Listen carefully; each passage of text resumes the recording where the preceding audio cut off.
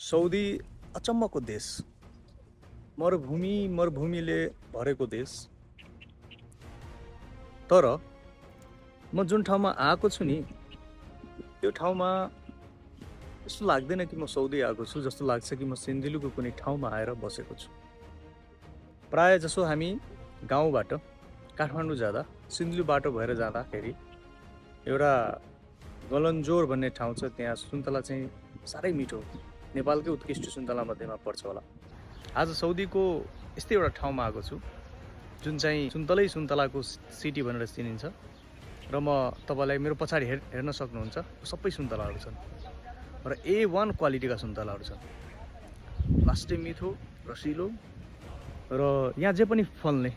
फेरि अरू ठाउँभन्दा त यो ठाउँको टेम्परेचर पनि चिसो चिसो हुने हैन, मौसम पनि चिसो चिसो हुने, मनकै राम्रो ठाउँ भएको, वातावरणीय हिसाबले, दृष्टिकोणले हैन।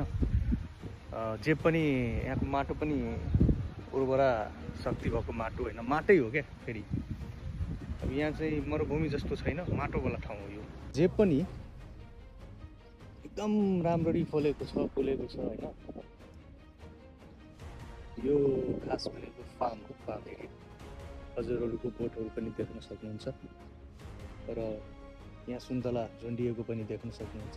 जुनार पनि छ, यो जुनार हो, त्यहाँ सुन्तला हो, सबै छ। सबै थरीका सुन्तलाहरू पनि पाइन्छ। अनि केराहरूको पनि रुख हेरे